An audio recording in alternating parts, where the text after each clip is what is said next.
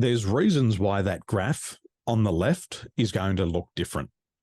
The first reason is we adapt to survive. That can either be adapting to survive at home or in the workplace. Sometimes we adapt because we're guarding ourselves from consequences out of fear. Each of your disc styles have a different style of fear. The D style has a fear of being taken advantage of. We may adapt to guard ourselves from that fear. Our I style, and if you have a look at yours on page 4, yours is really, really high. The higher the I style, the more fear we have of rejection or social ridicule. If we look at the graph on the right and the graph on the left, if the graph on the left looks different and that yellow bar goes down, then really what we're doing here is we're guarding ourselves from the consequences of being rejected or ridiculed. The third reason that we adapt is because we don't quite understand the behaviors needed for success in the job. Now, one of the projects that is creating a benchmark for his role as the leader.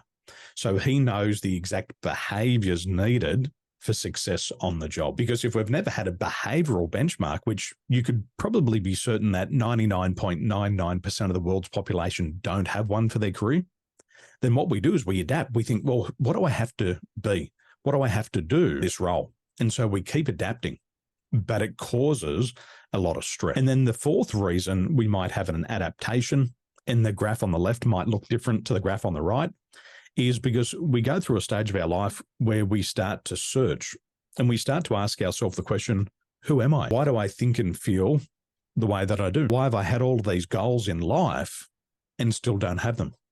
Or some people say, I don't have any goals, but there's a billion things to do and I still don't know that one thing that I want to do. So when we have an adaptation, these are the 4 reasons. Number 1, survival.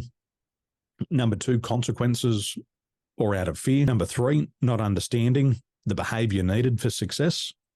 And number 4, searching for who we really are. So that's the reason why you'll see a variance between graph number 2, which is your natural style. Natural style is you at home. It's when you've got your feet up, when you're relaxed, when you're in that comfort zone. Now, comfort zone in this instance is not a bad thing. It's a positive thing. That's your natural behavior. If the graph on the left looks different, graph 1, it means that outside of your comfort zone, you adapt and you show a different face or a different personality. But that can be very exhausting over time. Over time, if we have to do a lot of adaptation, it can lead to mental and emotional health issues. It can lead to disease in the body. But in business, it can lead to disengagement or very early burnout. So have either of you felt burned out in business before?